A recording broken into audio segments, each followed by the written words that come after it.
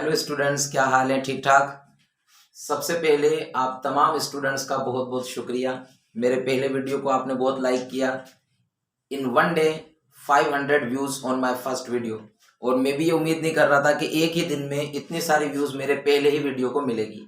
और मुझे बहुत अच्छा लगा। और बहुत सारे स्टूडेंट्स ने कमेंट्स किए, काफ़ियों ने मुझे सजेशंस दिए।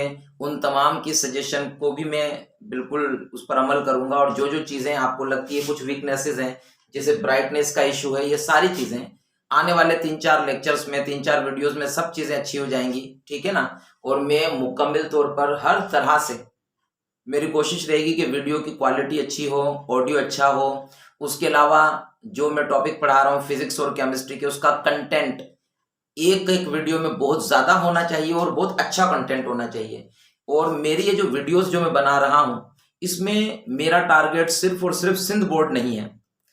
मैं सिंध की book plus federal plus Punjab की बुक्स, मैं सभी को टारगेट करते हुए मटेरियल तैयार कर रहा हूं। यानी एक एक लेक्चर को प्रिपेयर करने के लिए बाकायदा मैं हर तरह से हेल्प ले रहा हूं, हर एक जगह से हेल्प ले रहा हूं, जहां से कंटेंट बेहतर बनाया जा सके और ज्यादा से ज्यादा बनाया जा सके। इसका मतलब है कि मेरे एक लेक्चर को प्रिपेयर करने के लिए मैंने बहुत सारे बुक्स से मेहनत की है। ठीक है? और आप से मैं यही उम्मीद करता हूं कि आप मेरे चैनल को सब्सक्राइब करें और वीडियोस को लाइक जरूर करें मेरी मेहनत के लिए। और इतना कंफर्म्ड है मेरी तरफ से आपको कि हर एक वीडियो में मैं बहुत बहुत अच्छा कंटेंट देने वाला हूं और बहुत ज्यादा कंटेंट देने वाला हूं। आप नॉर्मली अगर कंपेयर करेंगे टीचर्स से या कोचिंग क्लासेस से या किसी भी चीज से, तो मेरे हर एक वीडियो में आपको मटेरियल, कंटेंट और क्वालिटी सब चीजें बहुत ज्यादा और बहुत अच्छी मिलेंगी। ठीक है? और लाजमी मेरे चैनल को भी सब्सक्राइब कीजिए और उसके अलावा शेयर कीजिए अपने तमाम फ्रेंड्स को, चाहे वो सिंध के हों चाहे किसी दूसरे प्रोविंस के हों, क्योंकि मेरे वीडियोस का कंटेंट तमाम पूरे ऑल ओवर पाकिस्तान किसी भी बोर्ड के स्टूडेंट्स हो उनके लिए काम आएगा।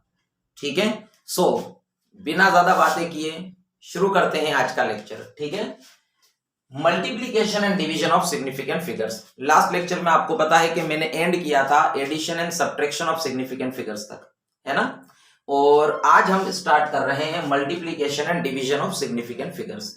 इस टॉपिक को पढ़ने से पहले मैं चाहता हूं कि थोड़ा सा एक दो टॉपिक्स हैं, जैसे राउंडिंग ऑफ डेटा है या एक्सपोनेंशियल नोटेशन है। वैसे तो आई नो कि आप तकरीबन लोगों को ये चीजें आती ही हैं, पर फिर भी मैं चाहता हूं कि थोड़ा सा एहतियातन, परहैप्स कुछ स्टूडेंट्स को अगर ये चीजें नहीं भी पता हो तो उनको क्लियर हो जाए। ठीक है? तो थोड़ी सी 2-3 बातें इनके बारे में पहले करते हैं, फिर हम अपने टॉपिक पर आते हैं। ओके? तो राउंडिंग ऑफ डेटा।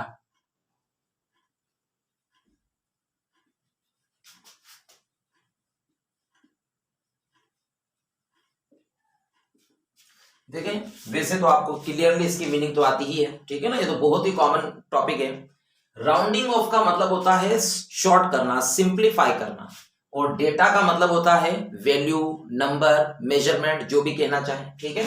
तो किसी भी वैल्यू को, किसी भी मेजरमेंट को छोटा करना, सिंप्लीफाई करना, या उसके अंदर उसको उस हद तक रखना कि उसमें सिग्निफिकेंट फिगर्स की तादाद नॉर्मल रहे। बाकी जो नॉन सिग्निफिकेंट फिगर्स हैं या जो बहुत सारी कैलकुलेशन के दौरान डिजिट्स आ चुके हैं जिनकी हमें जरूरत नहीं है, उन डिजिट्स को हटाना, उनको रिमूव करना। तो इस सिंपल से चीज को, इस सिंपल से काम को हम कहते हैं कि हम राउंडिंग ऑफ कर रहे हैं डेटा को। समझ में आ गई बात ये? तो अगर आप इसको डिफाइन भी करना चाहें तो सिंपल तरीके से कह सकते हैं to reduce the number of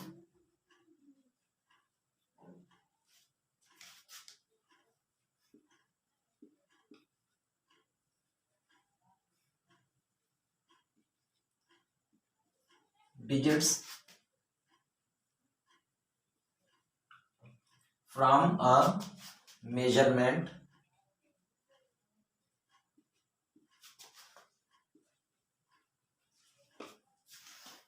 which are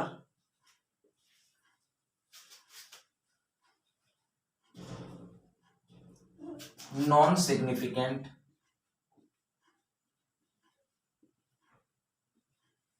ठीक है?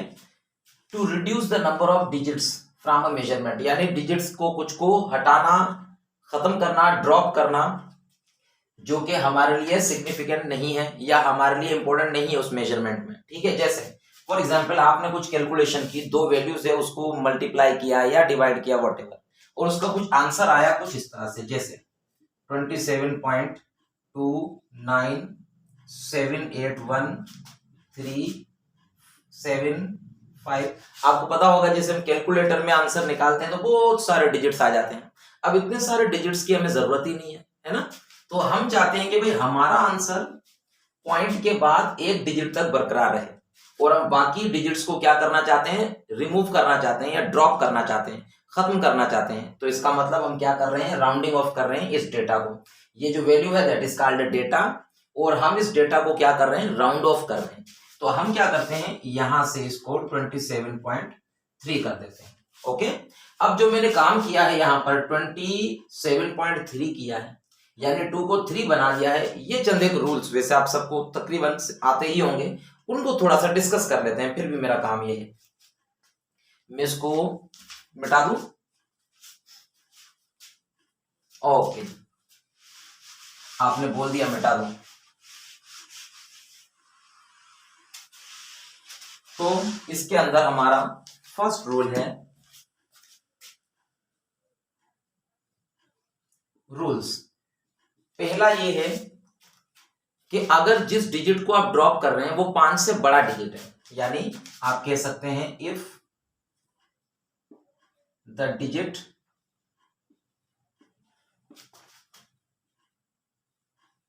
To be dropped is greater than 5। अगर जो डिजिट आप ड्रॉप करने जा रहे हैं वो 5 से बड़ा है, देन 8 1 2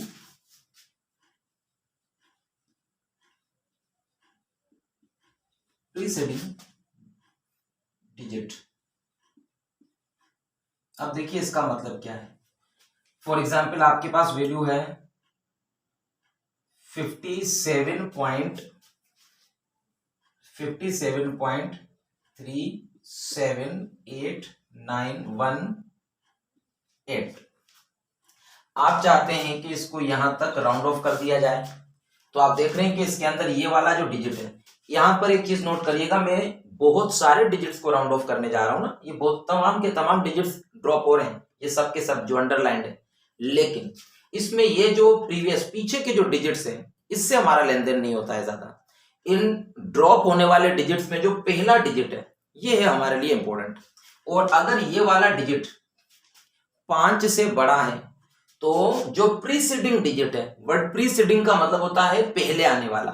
तो बताइए 7 से पहले कौन आ रहा है, 3, और ये बरकरार रहेगा, यानी इसको हम ड्रॉप नहीं कर रहे।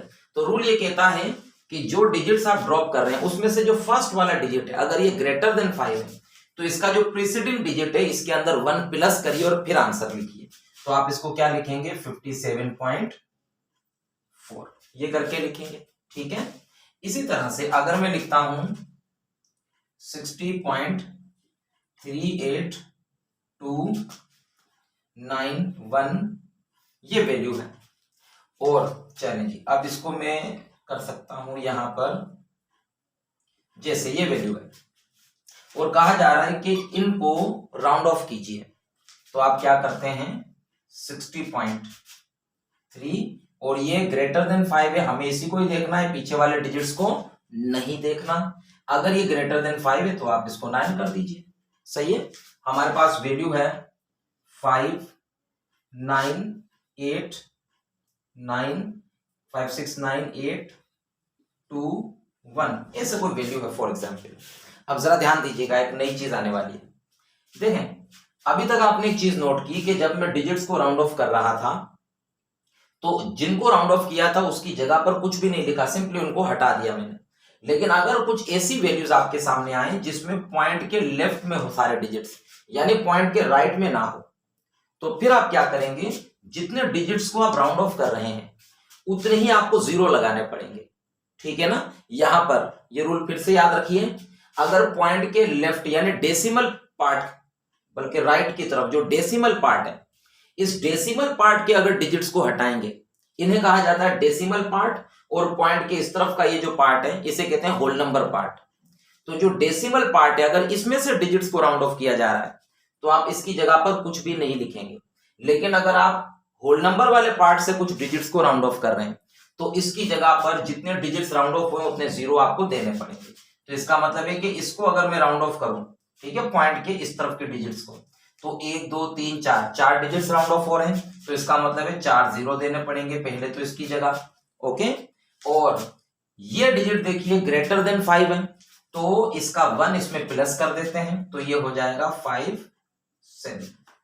और आप इस तरह से भी नोट करिए, देखिए ये 69 है और 69 किसके नियरेस्ट होता है। बेसिकली एक पर्पस है ना राउंडिंग ऑफ डेटा का, ये भी होता है कि हम राउंडिंग ऑफ के दौरान क्या करते हैं, कुछ ऐसी वैल्यू जो ज्यादा कॉम्प्लेक्स दिख रही हो उसको हम उसके नियरेस्ट 10 की तरफ शिफ्ट कर देते हैं। नियरेस्ट 10 का मतलब है या तो इस तरफ का 10 या इस तरफ का 10। जैसे यहां पर लिखा हुआ है 69, मेरे पास दो ऑप्शन थे, या तो मैं इसको 60 कर देता या तो मैं इसको 70 कर देता, और आप देखिए कि ये वैल्यू इन दोनों के बीच में है। पर फिर आप जरा अंदाजा लगाइए कि 69 कौन से वाले नियरेस्ट 10 की तरफ ज्यादा है। एक तो ये नियरेस्ट 10 है और एक ये नियरेस्ट 10 है, तो ये वैल्यू देखकर आप समझ गए कि ये इसकी तरफ ज्यादा शिफ्ट हो रही है, तो आपने इसको इसके ही बराबर कर दिया। देखिए 69 की जगह आप 70 के करीब आ गए। ओके, समझ में आ रही बात ये? तो ये बात अच्छे से याद रखिएगा, इस तरफ वाले डिजिट्स को हटाएंगे तो आपको जीरोस देने पड़ेंगे उतने, बाकी अगर डेसिमल पार्ट से डिजिट्स को हटाएंगे तो जीरोस देने की जरूरत नहीं है। तो पहला रूल भी आपको समझ में आ गया। आइए दूसरा रूल स्टडी करते हैं, इसको आप स्क्रीनशॉट ले लीजिए, लिख लीजिए। ओके जी, लिख लिया। चलिए अब दूसरा रूल स्टडी करते हैं, रूल नंबर 2। रूल नंबर 2 ये कहता है कि if the digit to be dropped is less than 5, less than 5 है,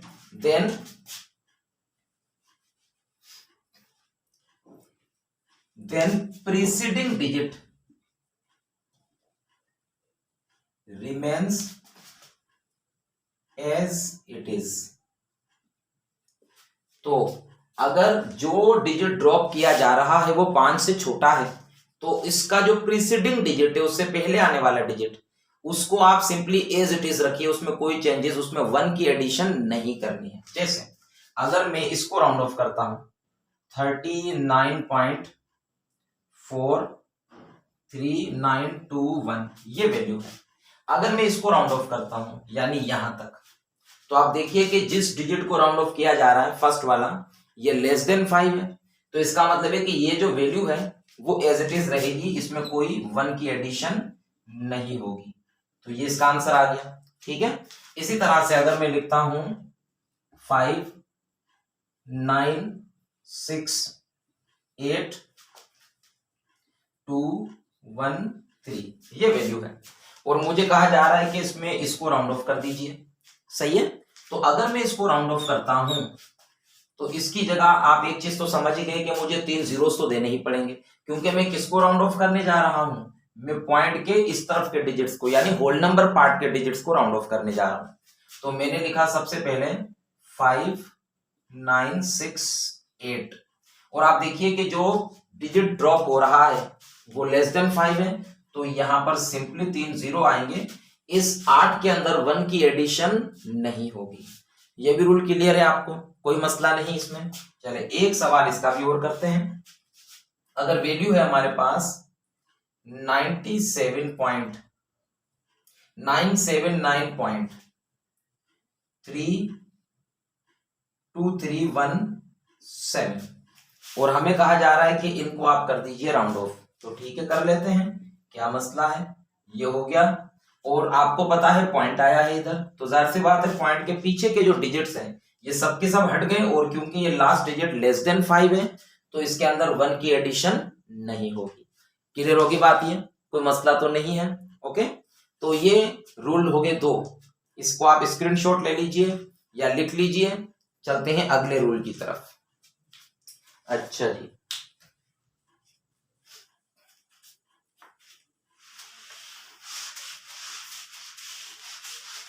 इस वक्त हो रहा है टाइम 10:30 बजे, बड़ी कोशिश की थी 2-3 घंटे पहले से वीडियो बनाने की, लेकिन बाहर से बड़े शोर शराबा हो रहा था, अभी भी हो रहा है थोड़ा थोड़ा, तो मैंने थोड़ा वेट किया और अब 10:30 बजे लाइट भी जा चुकी है और आराम से सुकून से वीडियो बना रहा हूँ। सो एंजॉय कीजिए। Rule number 3। अब तीसरा रूल क्या कहता है? ऑब्वियसली 5 से बड़ी वैल्यू है तो प्रीसीडिंग डिजिट में 1 प्लस करो, 5 से छोटी वैल्यू है तो प्रीसीडिंग डिजिट को एज इट इज रखिए। लेकिन अगर 5 खुद है तो इसके लिए हमने 2 बातें देखनी पड़ेंगी, ठीक है?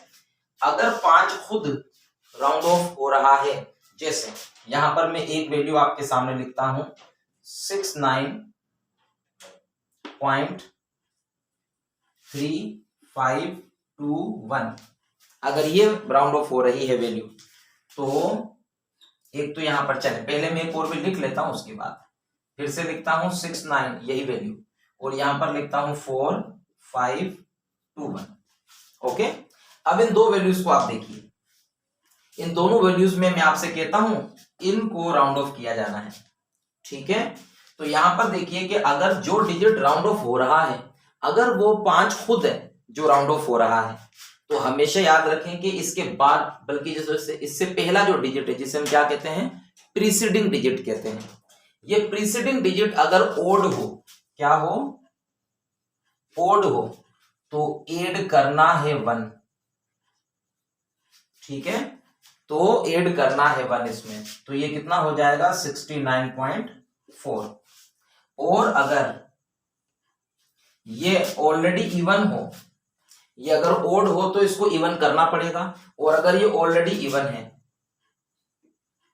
कौन सा डिजिट? ये वाला, अगर ये ऑलरेडी इवन है तो नो एडिशन, तो इसमें 1 प्लस नहीं करना, इसको एज इट इज लिख देना है, ठीक है?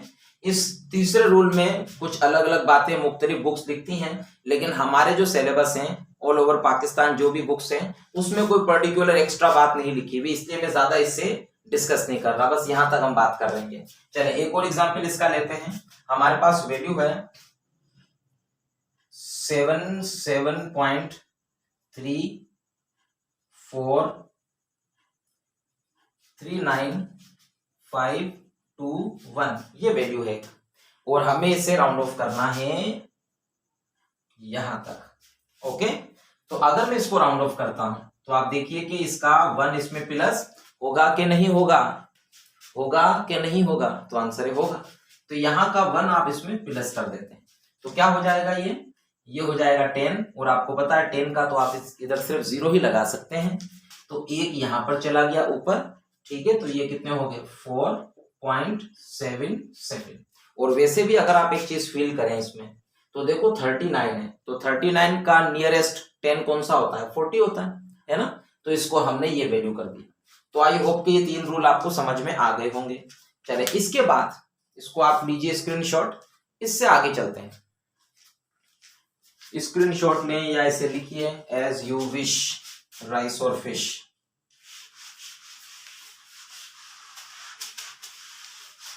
अच्छा जी,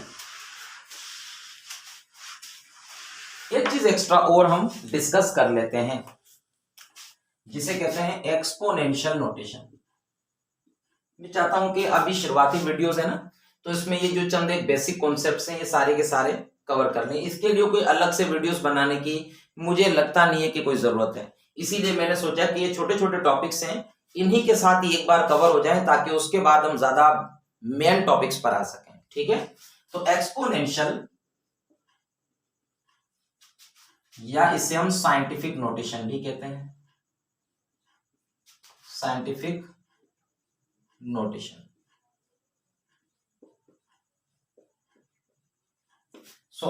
पहले तो इसकी मीनिंग देखिए। एक्सपोनेंशियल, एक्सपोनेंट आपको पता है पावर को कहते हैं, और नोटेशन वर्ड की मीनिंग होती है वैसे मेथड ऑफ राइटिंग,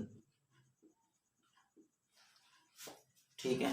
तो एक्सपोनेंशियल नोटेशन का मतलब क्या है कि किसी भी वैल्यू को पावर की फॉर्म में, पावर के मेथड में लिखना, यानी पावर्स की फॉर्म में लिखना। और इसी ही टॉपिक का नाम ये भी होता है साइंटिफिक नोटेशन। दरअसल देखें, इस टॉपिक की जरूरत महसूस ही कहां से हुई, साइंस की रिसर्च के दौरान हुई। ऐसा था कि हम जब साइंस को स्टडी करते हैं ना, तो हमारे सामने या तो बहुत बड़ी वैल्यूज आ जाती हैं या तो बहुत ही ज्यादा छोटी वैल्यूज आ जाती हैं साइंस में, ठीक है ना। तो फिर हमने क्या किया कि इतनी बड़ी वैल्यूज और इतनी छोटी वैल्यूज को लिखने का आफ्टरऑल कोई तरीका तो होना चाहिए ना, जो कि शॉर्ट हो, सिंपल हो, हमें बार बार तकलीफ ना दे वो तरीका, ठीक है ना। जैसे अगर हम इसको नॉर्मल ऑर्डिनरी तरीके से लिखें तो हमें बहुत ज्यादा प्रॉब्लम हो रही थी। तो फिर साइंटिस्ट ने सोचा, मैथमेटिशियंस ने सोचा कि कुछ शॉर्टकट निकाला जाए लिखने का, इस तरह से कि उस वैल्यू के अंदर एक्यूरेसी, यानी जाहिर है थोड़ी बहुत एक्यूरेसी मुतासिर होगी, थोड़ी सी एरर जरूर आएगी, लेकिन फिर भी जब हम बहुत बड़ी वैल्यूज की बात करते हैं या बहुत छोटी वैल्यूज की बात करते हैं, तो वो जो थोड़ी थोड़ी जो एरर्स आती है ना, थोड़ी थोड़ी सी जो प्रॉब्लम्स होती है वो चलेगी, चलता है सारा ऐसा, ठीक है ना। जाहिर सी बात है कि उसमें 100% तो एक्यूरेट वैसे भी नहीं हो सकते, तो लिहाजा हम थोड़ी बहुत एरर को अलाउ करते हैं। तो फिर ऐसी वैल्यूज के अंदर हमने सोचा कि शॉर्टकट तरीका निकाला जाए, तो इसी वजह से हमने एक मेथड इंट्रोड्यूस किया जिसका नाम हमने क्या रखा, साइंटिफिक नोटेशन। यानी साइंस की दुनिया के अंदर जो डेटा हमें मिली थी पहले, तो उसको हमने लिखने का तरीका एक हमने इन्वेंट किया, जिसको हमने नाम दिया साइंटिफिक नोटेशन या एक्सपोनेंशियल नोटेशन। अब जरा देखिए, ये तो मैंने आपको इस वर्ड की मीनिंग समझाई है। अब मैं आपको बताता हूं कि वो कौन सी वैल्यूज थी या कौन से टाइप की थी। जाहिर है यही नहीं होगी, बहुत सारी होंगी। जैसे आप केमिस्ट्री में एक वर्ड पढ़ते हैं मोल। अब 2 मिनट के लिए ये सोच लीजिए फिलहाल कि आपके पास साइंटिफिक नोटेशन का मेथड नहीं अवेलेबल है, उससे पहले के जमाने की बात करते हैं। तो एक मोल को लिखने के लिए आपको कुछ इस तरह से करना पड़ेगा, 602 1 2 3 4 5 6 7 8 9 10 11 12 13 14 15 16 17 18 19 20 21 1 2 3 4 5 6 7 8 9 10 11 12 13 14 15 16 17 18 19 20 21 22 23। शुक्र है, बराबर है। तो आप एक चीज नोट कर रहे हैं कि ये जो ऑर्डिनरी तरीका है इसको लिखने का, जब आप किसी भी चीज का एक मोल लेते हैं तो उसमें इतनी तादाद होती है किसी भी चीज की। वैसे क्या आप इस तादाद को पढ़ सकते हैं? यानी जैसे हम पढ़ते हैं ना, यूनिट, 10, 100, 1000, 10,000, या उर्दू में अगर हम कहें, मुझे तो उर्दू में याद है, इंग्लिश में मुझे पूरा बहुत ज्यादा याद नहीं है, तो इकाई, दहाई, सैकड़ा, हजार, 10,000, लाख, इस तरह से अगर हम इसको पढ़ें, तो आप में से है कोई ऐसा स्टूडेंट जो इसको यहां से लेकर यहां तक पूरा पढ़ सके? अगर आप में से कोई पढ़ सकता है तो वो कमेंट में जरूर लिखिएगा कि इस वैल्यू को हम सिंपल करके कैसे पढ़ सकते हैं, उर्दू में या इंग्लिश में, जैसे आपको ठीक लगे। तो बैक टू द टॉपिक। तो ऐसी वैल्यूज, अब आप खुद सोचें, इसको लिखने के दौरान आपने 2 चीजें महसूस की होंगी। पहले आपने ये चीज फील की होगी, एक तो इसको लिखने में टाइम जाया हो रहा है ना। तो इसके अंदर हमारे पास जो प्रॉब्लम्स आ रही हैं, पहला प्रॉब्लम क्या आ रहा है कि इसके अंदर वेस्ट हो रहा है टाइम।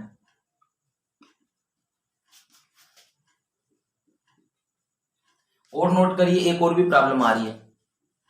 नोट किया आपने नोट किया होगा कि जब मैंने एक बार इसे लिख भी दिया, तो लिखने के बाद फिर मुझे कंफर्म भी करना पड़ रहा है कि बराबर उतनी चीज है भी या नहीं, क्या मैंने जीरो कम ज्यादा तो नहीं कर दी है। यानी लिखने के बाद भी हम डाउटफुल रहते हैं कि एग्जैक्टली सेम वैल्यू लिखी भी है या नहीं लिखी है। समझ में आ रही है ना बात ये? तो दूसरा इसका प्रॉब्लम ये है ऑर्डिनरी मेथड का, कि इसके अंदर चांसेस ऑफ एरर भी रहता है। यानी पता नहीं हम कुछ जीरो मिस कर जाएं या ज्यादा एक्स्ट्रा जीरो दे दें, तो हमें इस चीज की भी प्रॉब्लम यहां पर रहती है। ये 2 मेन नुकसान हैं ऑर्डिनरी मेथड में वैल्यूज को लिखने का। सही है ना। अब तो ये तो एक सिंपल वैल्यू है, आई मीन सिंपल नहीं है, लेकिन इससे भी ज्यादा टफ एक वैल्यू और भी लिखता हूं मैं, जैसे मास ऑफ इलेक्ट्रॉन, बड़ा ही फेमस है, ठीक है। मास ऑफ इलेक्ट्रॉन होता है 0.0000 1 2 3 4 5 6 7 8 9 10 11 12 13 14 15 16 17 18 19 20 21 22 23 24 25 26 27 28 29 30। ये अब पता नहीं मैंने जीरो बराबर दिए भी हैं, चलो ठीक है, होप क्या आपने देखे होंगे सही होंगे सारे, ठीक है ना। तो यहां से लेकर यहां तक मैंने 30 जीरो लगाए, ओके, और इसके बाद ये डिजिट्स लिखे। तो ये होता है इलेक्ट्रॉन का मास। इसी तरह से अगर आप देखें प्रोटॉन का मास, न्यूट्रॉन का मास, उसके अलावा जब हम एस्ट्रोनॉमी की स्टडी करते हैं तो आपको पता है एक स्टार से दूसरे स्टार तक का बहुत बड़ा फासला होता है। इतना बड़ा फासला होता है कि अगर ऐसी वैल्यूज को आपको कहा जाए ना कि इसकी एक पर्टिकुलर चीज पर ऐसे लिखिए या नोट लिखिए, और मान लीजिए कि आपके पास साइंटिफिक नोटेशन ना हो और आप उस वैल्यू को बार बार आपको ऐसे ही लिखना पड़े, तो आप उस नोट को या उस ऐसे को लिखना ही पसंद नहीं करेंगे। आप बोलेंगे बार बार कौन इतनी बड़ी बड़ी वैल्यूज लिखेगा, कोई सिंपल चीज कर लेते हैं। तो इसका मतलब है कि आपको बहुत परेशानी होगी। एक तो आप लिख भी रहे हैं, टाइम जाया कर रहे हैं, ऊपर से आपको गलती के चांसेस भी दिख रहे हैं उसमें। तो लिहाजा ऐसी वैल्यूज से डील करने के लिए, ऐसी वैल्यूज को थोड़ा सिंप्लीफाई करके लिखने के लिए हमने एक मेथड इंट्रोड्यूस किया जिसका नाम क्या है, साइंटिफिक नोटेशन या एक्सपोनेंशियल नोटेशन। तो जरा देखिए इस मेथड में हम करते क्या है, हम किसी भी वैल्यू को इस फॉर्म में लिख देते हैं, इस फॉर्म में लिख देते हैं, यानी पावर ऑफ 10 की फॉर्म में। वैसे इसे कहा जाता है, हमने वैल्यू को किस फॉर्म में लिखा है, पावर ऑफ 10, यानी 10 के ऊपर क्या लगा दिया, कुछ पावर। तो इस फॉर्मेट में जब हम किसी भी वैल्यू को लिखते हैं तो इस फॉर्मेट में लिखने को कहते हैं साइंटिफिक नोटेशन। अब ये ए क्या है, तो ए की मीनिंग देखिए जरा। ये जो ए है, ये एक ऐसी वैल्यू होगी हमारे पास जो कि लाई करती होगी, लाइज बिटवीन 1 एंड 10, यानी यहां पर ये जो लिख रहे हैं ना, ये वैल्यू होगी 1 से लेकर 10 तक की कोई वैल्यू, और उसके साथ यहां पर ये जो x है ये पावर होगा, यानी जितनी बार आपने डेसिमल पॉइंट को इधर उधर शिफ्ट किया है तो उतना पावर यहां पर लिखेंगे। चलिए आइए इसके बेसिस पर प्रैक्टिस करते हैं, देखते हैं, लिखते हैं चीजों को, ठीक है ना। पहले तो मैं ये मिटाता हूं और अब आप नोट करेंगे कि इस फॉर्मूले को हम पहले सीख लें, उसके बाद जब इन्हीं वैल्यूज को मैं इसमें लिखूंगा तो इतना सिंपल हो जाएगा कि आप कहेंगे कि ना टाइम वेस्ट हुआ और ना ही चांसेस ऑफ एरर आए, यानी दोनों के दोनों प्रॉब्लम्स खत्म हो जाती हैं इस मेथड से लिखने में। सो आइए पहले तो इसके कुछ बेसिक रूल्स देख लेते हैं।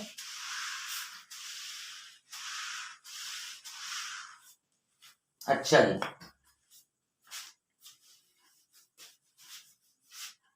सिंपल वैल्यू से स्टार्ट लेते हैं। जैसे हमारे पास है 672.1, ये एक ऑर्डिनरी हमारे पास वैल्यू है। तो उस एक्सपोनेंशियल नोटेशन की जो फॉर्म है मैं इधर इसको लिख देता हूं, इसमें a इंटू 10⁻⁻x। तो इस फॉर्मेट में इस वैल्यू को लिखना है आपको। तो सबसे पहला रूल ये है कि यहां पर ये जो फर्स्ट डिजिट है यहां पर 0 नहीं होना चाहिए, बाकी कुछ भी हो, से 1 से लेकर 9 तक का कोई भी डिजिट हो यहां पर। तो इस पॉइंट को आप जहां पर भी देखें, इस पॉइंट को वहां से उठाकर इस पहले वाले डिजिट के बाद इस जगह पर लेकर आ जाइए, ठीक है। चलिए ये पहला स्टेप कर लिया, फॉर एग्जांपल हमने 6.721।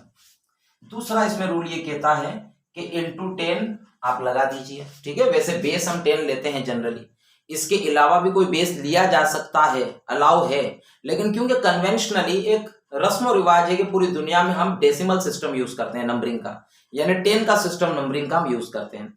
तो हमने बेस भी किसको मान लिया, 10 को बेस मान लिया, ठीक है ना। तो 10 के बेस पर हम काम करते हैं, ये हमारे लिए सबसे ज्यादा आसान रहता है। तो अब हम क्या करेंगे कि जैसे हमने पॉइंट को यहां से यहां शिफ्ट किया, तो आप जरा नोट करिए कि पॉइंट को जब मैं यहां से लेकर यहां पर शिफ्ट कर रहा हूं तो मुझे कितने डिजिट्स को क्रॉस करना पड़ रहा है। तो आप देखिए 1 2 1 2, यानी 2 डिजिट्स को छोड़कर आगे जाना पड़ रहा है।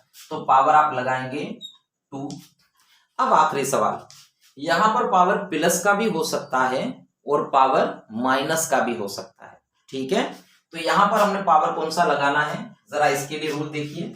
अगर आप डेसिमल पॉइंट को इस तरफ शिफ्ट कर रहे हैं, अगर आप डेसिमल पॉइंट को इस तरफ शिफ्ट कर रहे हैं तो जो पावर बनेगा वो प्लस का बनेगा, ठीक है। और अगर आप डेसिमल पॉइंट को इस तरफ शिफ्ट कर रहे हैं तो पावर कौन सा बनेगा, माइनस का बनेगा। ये 2 रूल आपको याद रखने हैं, ठीक है। पहला क्या था, डेसिमल पॉइंट को जहां भी देखो उसको वहां से उठाकर पहले डिजिट के बाद लाकर रख दो इस जगह पर, और इस पहली जगह पर क्या नहीं दिखना चाहिए, 0 के अलावा कुछ भी हो, 0 नहीं दिखना चाहिए। और उसके बाद क्या करो, पॉइंट को आप देखो कि आप किस तरफ से किस तरफ ले गए। अगर इस तरफ लेकर गए तो प्लस का पावर, और अगर इस तरफ लेकर गए हैं तो माइनस का पावर लगाइए। तो मैंने लिखा 6.721 इंटू, तो अंडरस्टूड है कि ये पावर कौन सा होगा, प्लस का होगा, क्योंकि मैं पॉइंट को इस तरफ लेकर गया। ओके, इसी तरह से अगर मैं लिखूं 0.00721 ये वैल्यू है, तो आप देखिए कि इसमें पहला नॉन जीरो डिजिट ये आ रहा है। पॉइंट को पहले नॉन जीरो डिजिट के बाद में लिखना है, तो इसके बाद यानी पॉइंट यहां पर आएगा। तो आइए इसको देखें।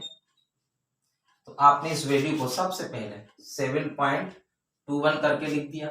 ओके, और आपको पता है कि ये वाले जो जीरोस होते हैं, जब पॉइंट इधर शिफ्ट हो गया तो इनको लिखने की जरूरत नहीं है, ये प्लेस होल्डर जीरो है। और आपने ऑलरेडी पढ़ा है प्लेस होल्डर जीरोस को जहां हमारी जरूरत पड़ती है हम लिख भी लेते हैं, जहां जरूरत नहीं होती उसको खत्म भी कर देते हैं, क्योंकि उसका वैल्यू की मेजरमेंट में काम नहीं है, वो सिर्फ प्लेस होल्डर है। तो हमने क्या किया, पॉइंट को यहां से यहां शिफ्ट किया, इंटू 10⁻⁴ 1 2 3, तो माइनस का 3 पावर शिफ्ट यहां पर लिखेंगे, ठीक है ना। और दूसरी बात, अगर आप पावर को वापस खत्म करना चाहते हैं तो जरा देखिए, प्लस का पावर इस तरफ ले जाए, पॉइंट को तो बना है, तो वापस अगर प्लस का पावर खत्म करना चाहते हैं तो अंडरस्टूड पॉइंट को वापस पीछे ले जाइए, यानी अगर वापस खत्म करना है तो पीछे ले जाइए, अगर खत्म करना है तो वापस पीछे ले जाइए, ठीक है ना। और उसके अलावा अगर माइनस का पावर वापस खत्म करना है तो पहले ये सोचिए कि माइनस का पावर बनाने के लिए डेसिमल पॉइंट को आपने कहां से कहां शिफ्ट किया था, तो इस तरफ शिफ्ट करने से माइनस का पावर बना, तो अंडरस्टूड है कि इस तरफ शिफ्ट करने से क्या होगा, खत्म हो जाएगा वापस। तो आप वापस इस तरफ शिफ्ट करेंगे तो ये खत्म हो जाएगा। चलिए जी, अब देखिए इसके बाद एक वैल्यू और मैं लिखता हूं इसमें, जैसे 0.02 ये वैल्यू है।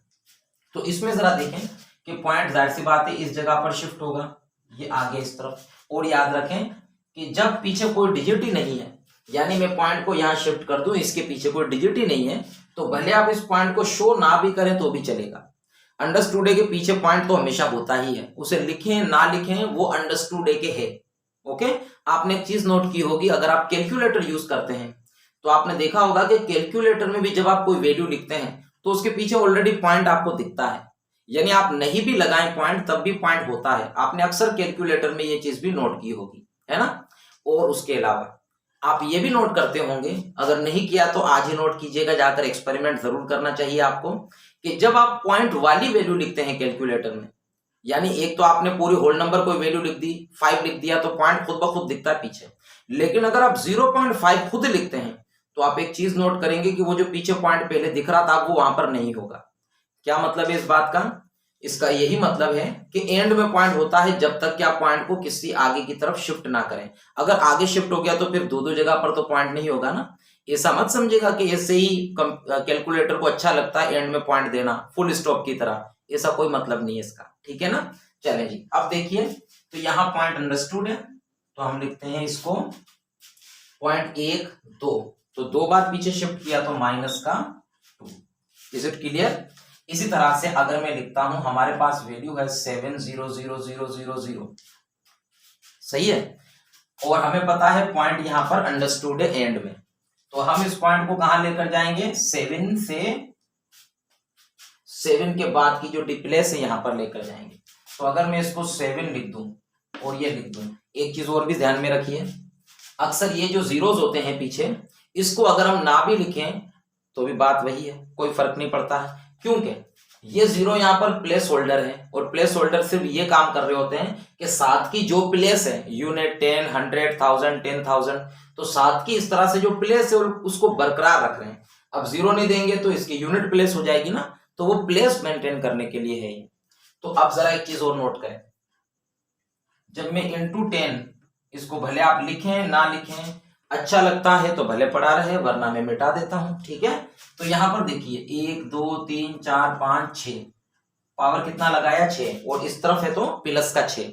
अब एक चीज इसमें बताइए, बल्कि एक चीज सुनिए, क्या बताएंगे आप, है ना, आप बोल नहीं सकते, मतलब गूंगे नहीं है, लेकिन क्योंकि आपकी आवाज अभी मेरी तरफ नहीं आएगी। ओके, सो यहां पर देखिए कि इसके अंदर ये जो जीरोस थे 1 2 3 4 5 6, ये प्लेस होल्डर जीरो थे, और आप नोट करें कि इस वक्त ये जीरोस खत्म कर दिए, पर वो जो प्लेस होल्डर का काम था वो ये 6 पावर कर रहा है। इस 6 पावर का मतलब भी यही है जो इन 6 जीरोस का है, यानी प्लेस होल्डर का काम कर रहा है। इसको देखते ही पता लग रहा मुझे कि ये 7 जो है वो 7वीं प्लेस पर आ रहा है, क्योंकि 6 जीरो देने पड़ रहे हैं पीछे।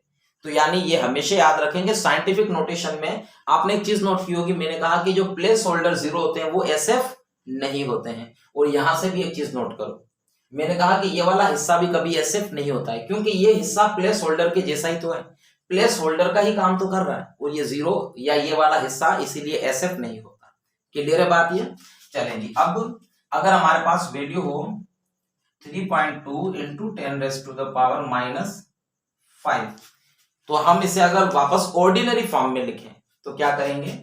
तो आप देखिए पॉइंट को 5 बार इस तरफ शिफ्ट कर दो, ये पॉइंट आ गया इस तरफ, 1 2 3 4 तो जीरो आ गए, 5वां या डिजिट खुद आ गया है ना। तो यहां से देखिए 1 2 3 4 5, और उसके बाद यहां वाला जीरो तो आप अपनी तरफ से ऐसे ही लगाते हैं, क्या कहते हैं जीरो को? स्टाइलिश कन्वेंशनल जीरो, है ना। सो स्टाइलिश नहीं है ये, ऐसे मैं अपनी तरफ से कह रहा हूं, एक्चुअली इनको कन्वेंशनल जीरो कहा जाता है।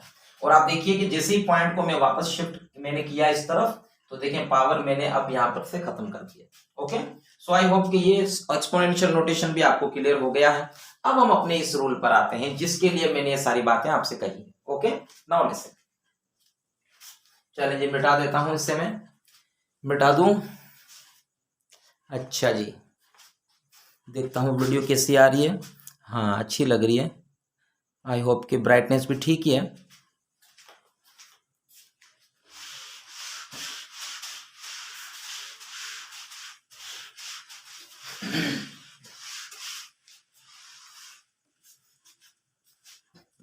So multiplication and division of significant figures. अब इसके लिए देखें रूल ये है कि द फाइनल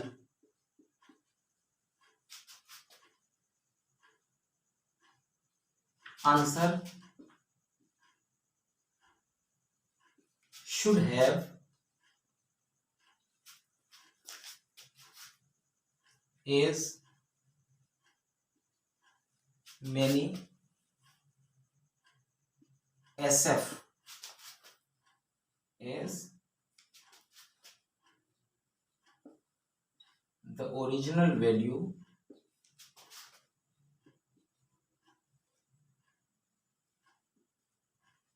with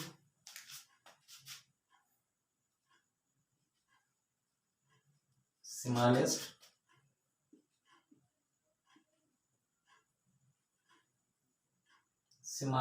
number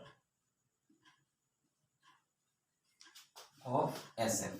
अब देखिए इसमें क्या कह रहा है ये, अगर आपके पास दो या दो से ज्यादा वैल्यूज मल्टीप्लाई की जा रही है तो उसमें से वो वाली वैल्यू जिसमें SF की तादाद सबसे कम हो, और इसमें याद है वहां पर मैंने SF यूज नहीं किया था एडिशन एंड सब्ट्रैक्शन में, मैंने कहा पॉइंट के बाद डिजिट्स मिनिमम हो वो लिखने हैं, लेकिन यहां पर मैं डिजिट्स नहीं SF की ही बात कर रहा हूं। ओके, ये दोनों में डिफरेंसेस हैं। तो अगर आप दो या दो से ज्यादा वैल्यूज को मल्टीप्लाई या डिवाइड कर रहे हैं तो उसमें से उस वैल्यू को देखो जिसके अंदर नंबर ऑफ SF मिनिमम हो, तो आपका जो फाइनल आंसर है उसमें भी SF की तादाद मिनिमम होनी चाहिए जितनी की ओरिजिनल वैल्यू आपके मल्टीप्लीकेशन में नजर आ रही है। ठीक है ना। तो ना लिसन, इसको हम करते हैं एक सवाल को, जैसे अगर मैं आपके सामने लिखता हूं 2.4 और इसको अगर मल्टीप्लाई किया जाए 2.0 से, एक सिंपल सा सवाल लिया मैंने, ठीक है ना। अब देखिए इसके अंदर अगर मैं इसको इससे मल्टीप्लाई करता हूं तो देखें ये 2 है, एक तरह से 2 है खाली है, ठीक है ना। और इसमें देखें, चले इसमें मैं काम करता हूं 2.41 कर देता हूं इसे। ओके, ताकि एक में कम SF दिखे और एक में ज्यादा है। अब देखिए कि इस 2 से अगर मैं इसको मल्टीप्लाई करता हूं तो ये वैल्यू हो जाएगी वैसे 2 8 और 4, ये वैल्यू हो जाएगी, और यहां पर है 1 2, ठीक है, ये वैल्यू हो जाएगी। सही है। अब जरा एक चीज देखिए, यहां पर देखिए कितने SF हैं? 2, और आप जानते हैं पॉइंट के बाद ये SF है, यहां पर 2 SF 3 SF, तो यहां पर 2 है तो हमारे आंसर में भी कितने आने चाहिए? दो ही एसएफ आने चाहिए, तो इसको क्या करना पड़ेगा, राउंड ऑफ करना पड़ेगा। तो हमारा आंसर फाइनली क्या आ जाएगा, 4.8। तो ये समझ में आ रहा आपको। देखिए यहाँ पर क्या है, 3 एसएफ है और यहाँ क्या है, 2 है, ठीक है ना। तो यहाँ जो मिनिमम एसएफ की तादाद है क्या है, final answer should have as many SF as the original value with small number of SF. तो यहाँ पर स्मॉल नंबर ऑफ एसएफ इसमें है। आई होप के समझ में आया बेटा सबको। ओके, अब देखें इसके कुछ सवाल मल्टीप्लाई और डिवाइड के। मैंने ऑलरेडी एक लिस्ट बनाई हुई है, तो टाइम हमारा बच जाएगा, इसी से हम इसे परफॉर्म करते हैं, क्योंकि हमें मेनली एक रूल समझना है। ओके, तो ये हमारा पहला सवाल था। दूसरा देखते हैं, वैल्यू है हमारे पास फॉर एग्जांपल 1.3 मल्टीप्लाइड बाय 1.3। इसमें तो आपको पता ही है 13 इंटू 13 क्या होता है, यू नो वेरी वेल, 169 होता है। पर इसमें एक डिजिट के बाद पॉइंट है, इसमें भी एक के बाद, तो इसमें आएगा 2 डिजिट के बाद पॉइंट। ओके, अब जरा देखिए यहाँ पर 2 एसएफ, यहाँ पर भी 2, तो हमारे आंसर में 2 से ज्यादा एसएफ नहीं हो सकते। और यहाँ एक और चीज भी नोट करिए, यहाँ पर मैंने पॉइंट के इधर या उधर की कोई बात नहीं कही है, जैसे कि एडिशन एंड सब्ट्रैक्शन में थी। 2 डिफरेंसेस कह रहा हूं दोनों में।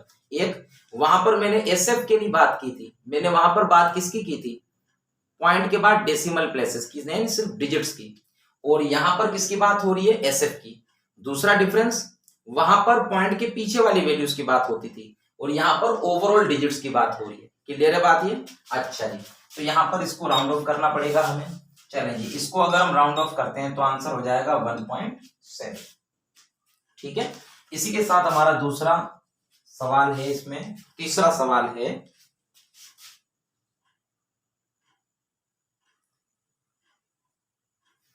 (4.16 इंटू 27.189 इंटू 3.182। तो ये 3 वैल्यूज हैं जिसको मल्टीप्लाई किया जा रहा है। इसका आंसर भी ऑलरेडी कैलकुलेटेड करके रखा है मैंने, ताकि हमारा टाइम बच जाए। तो इसका आंसर आ रहा है 359.90405557, ये इसका आंसर आया। तो अब जरा देखिए, यहाँ पर 3 वैल्यूज को हमने मल्टीप्लाई किया है, 1 2 3, और इसमें 4 है, इसमें 5 है और इसमें 3 एसएफ है। तो आप समझ गए कि हम भी अपने आंसर में कितने एसएफ रखेंगे, 3। तो इन सब को राउंड ऑफ करना पड़ेगा। और ये जो फर्स्ट डिजिट जो राउंड ऑफ हो रहा है ये ग्रेटर देन 5 है, तो 1 इसमें प्लस करते हैं, तो हमारा आंसर हो जाएगा क्या, 360, है कि नहीं। यहाँ के एक 1 प्लस इधर होकर आएगा तो ये 10 हो जाएगा, 10 का 0, और एक इस तरफ आ गया 10 से, तो ये हो जाएगा 6। तो वैसे भी दिख रहा है 59 यानी 60 के करीब होगी वैल्यू। ओके, चलें जी, अब देखिए इसके बाद एक सवाल और है,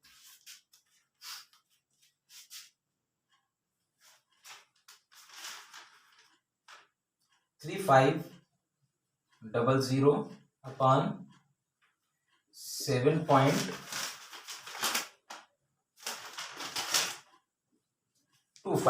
ओके, और अगर हम इसको डिवाइड करते हैं तो हमारा आंसर आता है 465.42।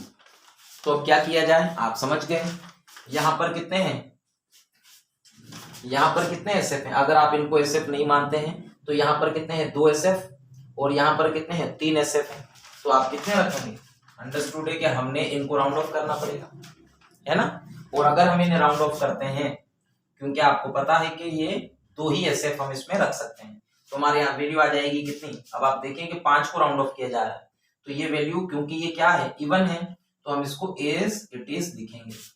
लेकिन आप जानते हैं कि एक डिजिट पॉइंट के इस तरफ का है, तो लिहाजा हमें एक 0 देना पड़ेगा। समझ में आ गई बात ये, एक डिजिट पॉइंट के इस तरफ का हमने राउंड ऑफ किया है, तो उसकी जगह तो एक 0 देना पड़ेगा, लेकिन इस तरफ वाली के लिए कोई 0 की जरूरत नहीं है। अच्छा जी, इसके बाद एक सवाल है हमारे पास आगे, यहां पर करते हैं पांचवा 2.13 multiplied by 23.98 divided by 548.6। Lecture मेरा थोड़ा लंबा हो जाता है ना, अभी कोशिश करूंगा। एक्चुअली मैं कोचिंग में काफी ज्यादा रिपीट करता हूँ चीजें, तो इसकी वजह से वो आदत आस्ते आस्ते मेरी खत्म हो रही है। बार बार जब मुझे याद आता है तो मैं छोड़ देता हूँ रिपीट करना, तो क्योंकि इसमें तो रिपीट करने की जरूरत नहीं है, आप दोबारा बार बार रिवाइज करके देख सकते हैं, है ना। अच्छा जी, नाउ लिसन, इसके अंदर हमारा आंसर आएगा क्या है, ठीक है, इसकी वैल्यू आएगी 0.0931499, ये वैल्यू है इसकी। अब जरा देखिए इसमें कितने एसएफ है, 3, इसमें 4, इसमें भी 4, तो हमने 3 रखने हैं। तो हम एक काम करते हैं, ये 2 एसएफ नहीं है, आप जानते हैं रूल नंबर 3 पढ़ा था ना हमने, less than 1 value leading zeros are not SF. तो यहाँ पर 1 2 3 यानी यहां तक रखना है, तो इनको राउंड ऑफ करना पड़ेगा। तो आंसर क्या आएगा 0.093 और ये 1, ये आंसर आएगा। ओके, समझ में आ गई बात ये। नाउ मिटा दूं, मिटा दिया जाए। अच्छा जी, मिटा देता हूं।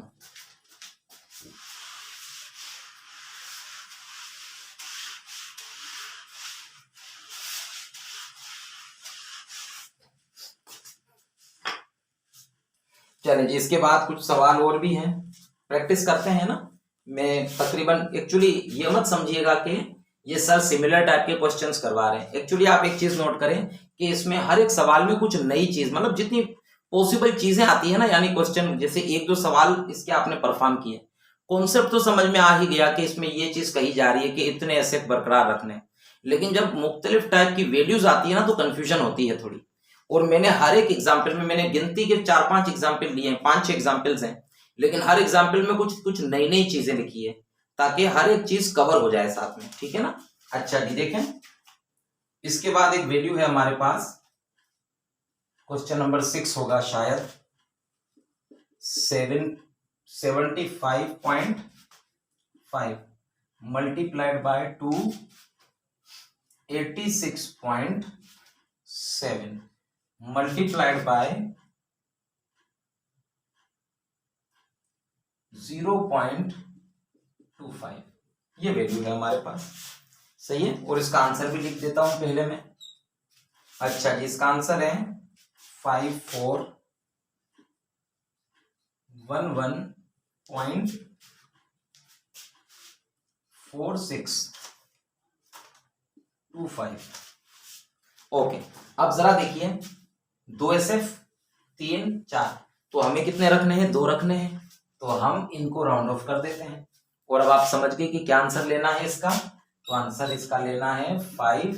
अब देखिए लेस देन 5 है, तो यहां पर ये एज इट इज रहेगा, ठीक है, और उसकी जगह कितने जीरो आएंगे, तो अंडरस्टूड है 2 जीरो आएंगे, क्योंकि पॉइंट के इस तरफ के 2 डिजिट्स भी राउंड ऑफ हो रहे हैं। तो ये इसका आंसर हो गया। चले जी देखें, अच्छा जी, ये मैं इसमें, अच्छा 2-3 सवाल मैं बोर्ड पर लिखता हूं, आप वीडियो को पॉज कीजिए और इन सवालों को पहले खुद अपनी तरफ से करिए, ठीक है, उसके बाद वापस वीडियो को देखिए। अच्छा जी, मैं लिखता हूं 1-2 सवाल। यस,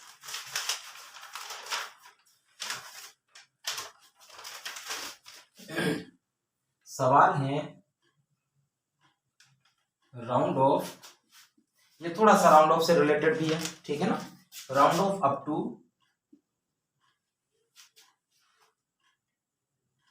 4 SF, यानी जो मैं वैल्यूज लिखूंगा 4 SF तक उसे राउंड ऑफ करें, यानी 4 डिजिट्स बरकरार रखें, SF को 4 डिजिट्स नहीं, सॉरी 4 SF बरकरार रखें, फर्क है ना दोनों बातों में, 4 डिजिट्स नहीं 4 SF बरकरार रखें और बाकियों को राउंड ऑफ करिए।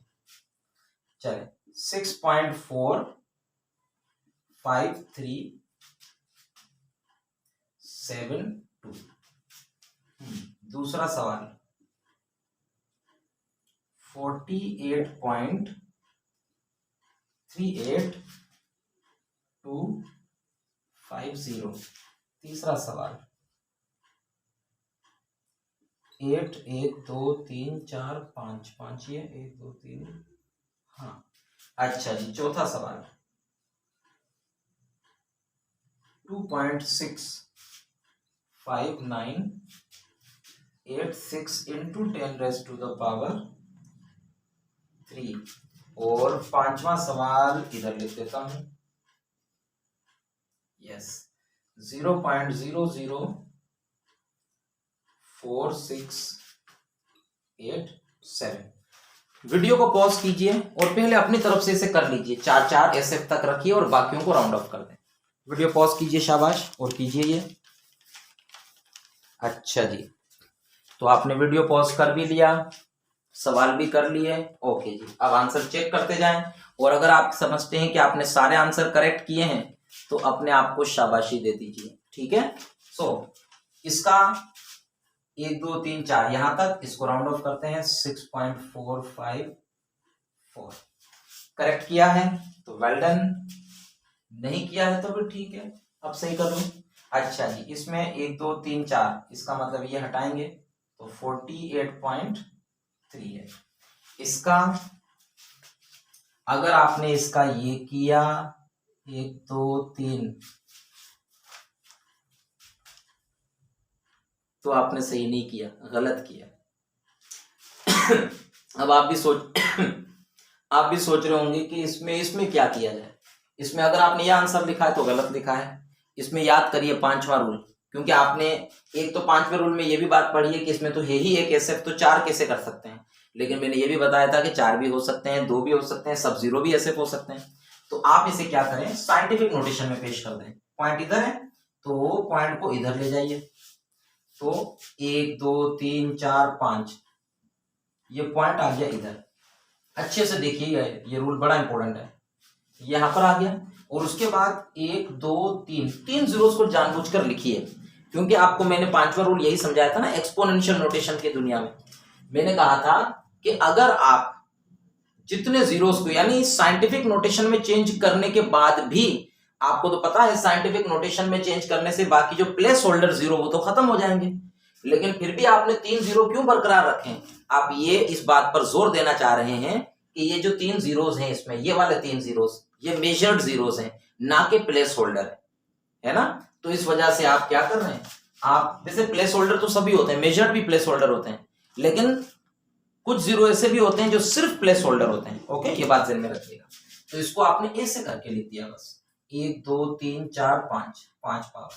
तो 5 पावर से ये चीज तो पता होगी कि ये पॉइंट तो 5 बार पीछे था, यहां से आया है, लेकिन 3 जीरोस को रखने से आप ये कहना चाह रहे हैं कि ये 4 ऐसे फेस में। तो रूल समझ में आया ना सबको। ओके, यहां पर चौथा देखिए, इसमें तो बड़ा सिंपल 1 2 3 4, तो इसको हटा देते हैं तो ये हो जाएगा, इसका एक इधर आएगा 2.6, यहां पर अगर सॉरी ये हटाएंगे तो ये आ जाएगा 0, तो एक इधर आ जाएगा तो ये हो जाएगा 6 इंटू 10⁻³ देखिए भाई, पावर वाले हिस्से को तो बिल्कुल नहीं छेड़ना, वो एज इट इज ही आएगा, सिर्फ डिजिट्स को राउंड ऑफ किया जाना है। इधर देखिए फिर से यहाँ पर एक और चीज बड़ी इंपॉर्टेंट, इसमें शायद कुछ गलती तो नहीं है क्योंकि तो आंसर ही पूरा ठीक लग रहा है। अच्छा जी, तो इसमें सवाल वाला हमसे खेल गया, क्या कह रहा है जरा देखिए, 4 ही SF तक मेंटेन करना है। और आप जरा नोट करो, ये 0 तो वैसे भी SF नहीं है ना, मैंने शुरुआत में कहा 4 डिजिट्स तक नहीं, 4 SF तक राउंड ऑफ करना है। तो यहां देखिए ये तो वैसे भी SF नहीं है, तो यहां पर देखिए 1 2 3 4 4 SF होने चाहिए, 4 ही है, यानी इसमें से कुछ भी राउंड ऑफ नहीं हो सकता। क्लियर होगी बात ये। अच्छा जी, तो आई होप कि इसमें से बताइएगा मुझे कि कितने किसने सही किए हैं, ठीक है। चल देख 3 4 सवाल और करते हैं तो उसके बाद वीडियो ऑफ करते हैं, सही है ना। 3 से 4 जो कि बड़े इंपॉर्टेंट सवाल होंगे, तो इसको मैं मिटा देता हूं।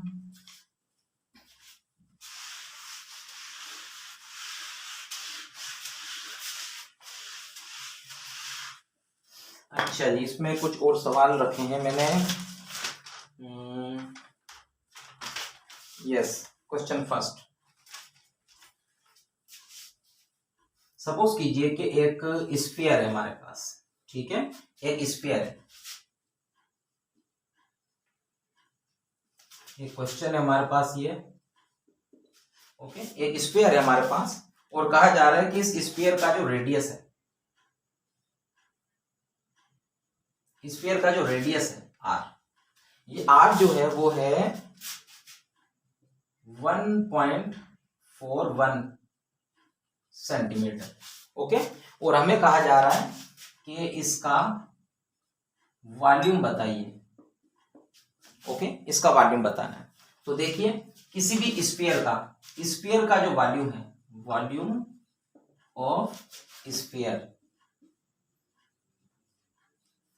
इसका फॉर्मूला होता है 4/3 पाई आर क्यूब, या सिंपली आप इसे ऐसे ही लिखते हैं क्यूब, ठीक है, इसका ये फॉर्मूला होता है 4/3 पाई आर क्यूब। अब एक चीज बहुत बहुत इंपॉर्टेंट है समझने की, इधर याद रखिएगा कि जब भी किसी वैल्यू में, जब भी कोई फॉर्मूला देखते हैं आप, उस फॉर्मूला में अगर कोई कांस्टेंट आता है, यानी अगर कोई कांस्टेंट आता है, जैसे यहाँ पर 4/3 ये कांस्टेंट है और यहाँ पर पाई भी क्या है, कांस्टेंट है, आप सबको पता पाई 3.14 होता है, तो आप ऐसा नहीं समझिएगा कि मिनिमम डिजिट यहाँ पर 1 ही दिख रहा है या इधर 1 दिख रहा है या जो पाई है उसमें 3 दिख रहा है तो ठीक है 3 SF तक बरकरार रख देते हैं, नो, यानी जो कांस्टेंट वाले डिजिट्स है ना, यहां से कभी भी SF की डिसीजन नहीं लेनी है। जब आप मल्टीप्लाई करते हैं, डिवाइड करते हैं, तो SF कितने मेंटेन करने हैं जवाब में, वो उस वाले पैरामीटर या उस वाले वेरिएबल से आने चाहिए जिसको आपने मेजर किया है। अब आप खुद सोचो, ये 4/3 और पाई जो है ये तो फॉर्मूले का हिस्सा है, कांस्टेंट्स हैं ये फॉर्मूला के, तो ये चीजें आपने मेजर थोड़ी की है। आखिर इस स्फीयर में ऐसा क्या है जो आपने मेजर किया है, तो आपको भी दिख रहा है कि इसका रेडियस आपने मेजर किया है, ये चीजें तो मेजर थोड़ी ना की है आपने, समझ में आ रही है बात। आपने इधर मेजर कौन सी चीज की है, आर, रेडियस मेजर किया है, तो इसका मतलब है कि इस रेडियस के अंदर देखना है कि कितने SF हैं, तो इसमें दिख रहे हैं 3 SF, तो हमने 3 तक बरकरार रखने हैं SF, ओके, पहले कैलकुलेट करते हैं इसको। तो अगर 4/3 multiplied by 3.14 multiplied by R की वैल्यू 1.41 क्यूब, ओके, अब इसमें आंसर आई थिंक लिख ही देते हैं डायरेक्ट, है ना, क्योंकि हमारा टाइम बच जाएगा। 11.736 सेंटीमीटर क्यूब, ठीक है ना। तो अब ये इसका आंसर तो आ गया, पर देखिए कि इसके अंदर ये वाली जो वैल्यूज है ये सब क्या है। एक चीज मैं आपको और बता दूं, एक बड़ा इंपॉर्टेंट पॉइंट होता है, अगर सवाल आता है तो इट्स वेरी इंपॉर्टेंट कि अ कांस्टेंट number has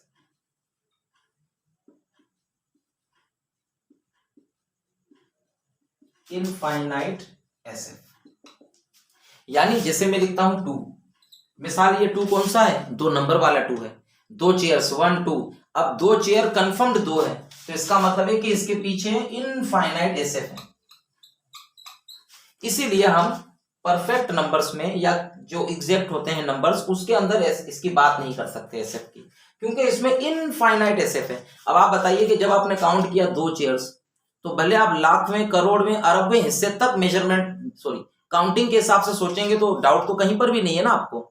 क्या आपको इस जीरो पर डाउट है? नहीं, हमें पता है 2 चेयर तो 2 चेयर ही है, कोई भी जीरो ऐसा नहीं है जो डाउटफुल है, तो इसका मतलब ऐसे तो बढ़ाते जाओ, इसलिए इसमें कोई सेंस नहीं बनता है सिग्निफिकेंट फिगर का।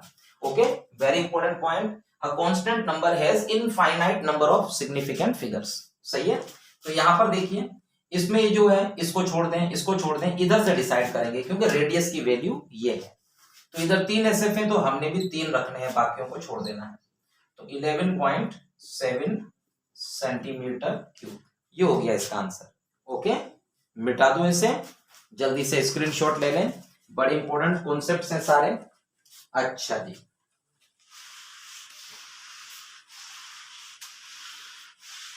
आगे नेक्स्ट सवाल, और सवाल है एक आपके पास सिलेंडर है, डायग्राम मेरी कभी भी अच्छी नहीं हुई लाइफ में, बड़ी कोशिश की, बन जा। अच्छा, तो एक सिलेंडर है आपके पास, ठीक है, और ये भी बड़ा खराब बना है, चलो बर्दाश्त कर लीजिए। नहीं बनेगा ये मुझसे, ठीक है। ओके सुने, तो एक सिलेंडर है हमारे पास, ठीक है ना, और इस सिलेंडर के अंदर दो चीजें बड़ी इंपॉर्टेंट होती है। एक इसका क्रॉस सेक्शन एरिया, आप देखिए कि ये इसका क्रॉस सेक्शन एरिया है। ओके, अब आप ऐसे ऊपर से ऐसे देखेंगे इसको, तो आपको इसमें ये जो बॉटम है, ये जो क्रॉस सेक्शन एरिया है, ये ऐसे दिखेगा, सर्किल ऐसे, बॉटम इसका ऐसे, तो इसको हम कहेंगे इसका क्रॉस सेक्शन एरिया ए। तो इसका जो क्रॉस सेक्शन एरिया है, बल्कि ये दिया हुआ नहीं है इसमें, चलो ठीक है, इसमें अलग डेटा दी हुई है, हम उसी हिसाब से देख लेते हैं। तो कहा जा रहा है कि इसके अंदर जो रेडियस है, और आप रेडियस समझते हैं, ये इसका जो रेडियस दिया हुआ है 1.50 सेंटीमीटर दिया हुआ है। ओके, अच्छा जी, इसके बाद इसकी हाइट, यानी इसकी यहां से यहां तक जो हाइट दी हुई है वो दी हुई है 3.25 सेंटीमीटर, और हमें कहा जा रहा है कि इसका वॉल्यूम बताइए। तो इसका वॉल्यूम बड़ा आसान है बताना। वॉल्यूम के लिए क्या फॉर्मूला होगा, देखें, इसका ये जो क्रॉस सेक्शन एरिया है, इस एरिया के साथ मल्टीप्लाई करेंगे इसकी हाइट को, सही है ना। तो आप जरा देखिए, इसका जो एरिया है, इसका फॉर्मूला होता है पाई आर स्क्वायर। ये तो आपको पता है, ये सर्किल है ना, ये तो सर्किल का जो एरिया होता है वो पाई आर स्क्वायर होता है, और मल्टीप्लाई किसे कर देंगे, एच के साथ। तो ये हो जाएगा 3.14 मल्टीप्लाइड बाय आर की वैल्यू यहां पर है 1.50 स्क्वायर मल्टीप्लाइड बाय 3.25, और अगर इन सबको मल्टीप्लाई करेंगे तो आंसर आ जाएगा इसका 22.9728 ऐसे बहुत सारे डिजिट्स हैं। तो हम कहां तक लिखेंगे, तो यहां देखिए 3 है तो हम 3 तक लिखेंगे, इसका मतलब इसको हटाते हैं, इसका एक इसमें आएगा तो ये हो जाएगा 23.0, और क्या वॉल्यूम किया है, वॉल्यूम तो सेंटीमीटर क्यूब, तो 23.0, क्योंकि इसको हम राउंड ऑफ करेंगे तो इसका 1 इसमें प्लस करेंगे 10 होगा, 0 एक इस तरफ आ जाएगा, तो ये आंसर हो गया। ओके, इतना समझ में आ गया सारों को, इसको कोई मसला इसमें ना।